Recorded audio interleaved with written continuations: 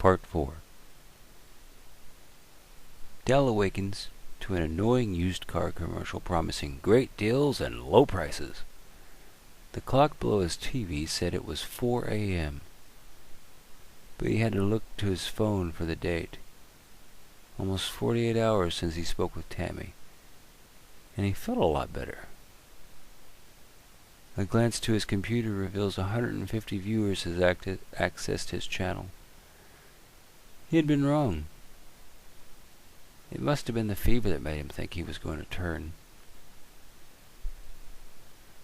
He was able to sleep it off in the end. He felt a hint of disappointment at the thought. Dell wanted to turn off the TV. It was starting to give him a headache. Then he had to make some breakfast and close down the web channel and made himself feel silly. He intended to reach for the remote and press the power button. However, he began to stand. Confusion fogged his mind as he reached toward the LCD TV that now had an ad promising better performance in the bedroom. He pulled it to the floor as he was thinking, why in the hell am I doing this? Oh shit, I was right. The world shrank very rapidly for Dell. So fast that he didn't realize that he had just had his last thought.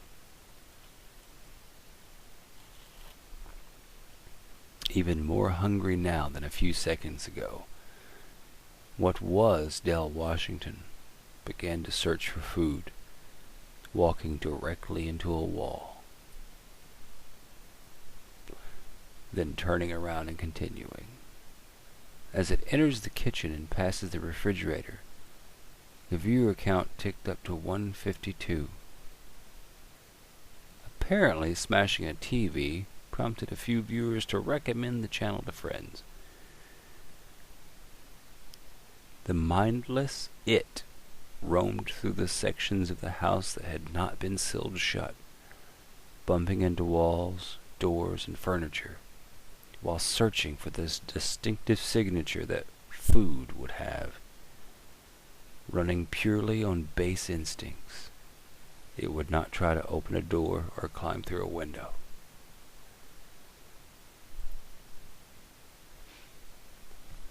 A few unnoticed hours passed with no change in the pattern.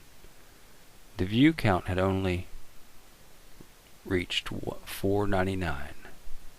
The channel's comments fill with the expected banter for such an oddity.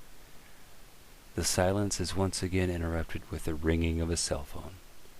It heard the ringing and began turning towards it. The BlackBerry rang again, and it turned left again. This continued for the 30 seconds it took for the voicemail to answer. Dale had placed it in his pocket after speaking with Dr. Johnson. 2 full minutes, the chime indicating that a message was available dinged, as if to further taunt the zombie that was once Dale. But it went in unnoticed. A food source was not only detected, but they were moving closer. It turned toward the front door of the small home and apparently began waiting. That was the last image transmitted over the channel before the power blinked off. If the computer had a UPS, the viewers would have been able to see the emergency lights snap to life and the klaxon of the alarm system. The zombie felt his intended food stop in front of the house. The 8 strong signals were moving slowly now. It moved forward to greet them and began kicking and pounding on the front door in an attempt to get out. Did it know that was the exit? Did it know this was a door still? No one can know these things. However, it did not try to turn the doorknob. In front of the home, there were 2 black Chevy SUVs parked in a V formation. 8 men in dark business suits were spreading out on the front lawn. One of the buzz cuts pointed and said, "You two, move around back." If he had anything more to add, it was forgotten and made unimportant, as the house literally popped. Flames burst from every window and from under the front door.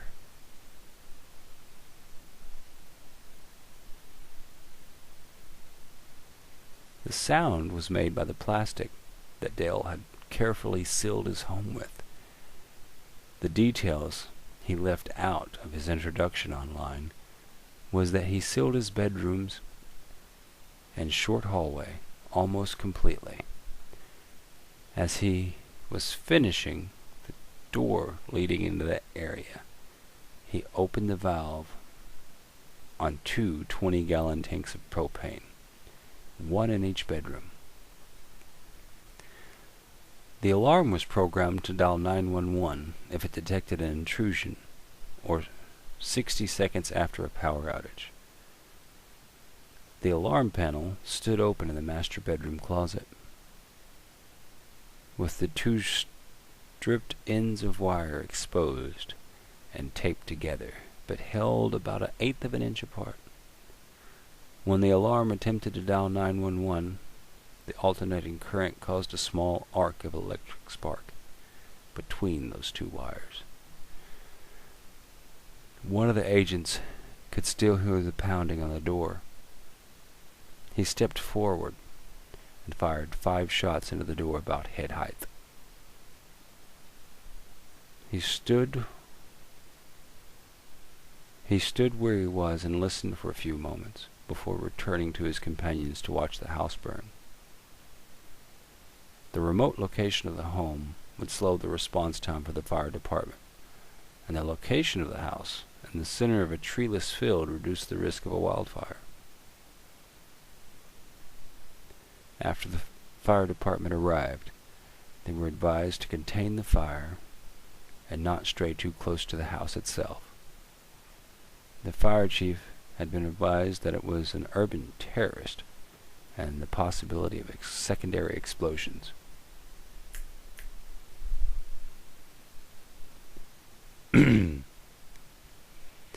With little more than a pile of ash and cinder blocks jutting up with no more foundation to support, the chief had his crew pack up and leave. One of the still unidentified agents places a call. "It's burned out. The fire department's closing shop." He pauses to listen. "Did they get the samples from Alaska too?" he asks. "Good. So this one's contained." There was a nod and he ended the call. When the fire crew was out of sight, 2 of his men donned white hazmat suits and began combing the ash where the front door had been. It took them about 20 minutes to find 3 bone fragments and bag them. Satisfied with the results of the fire, the agents stripped off their protective suits and drove off into the dusk. And that is the end of Chapter 1, or the prologue, depending on the angle I go with that story, if I continue it. Thank you for listening.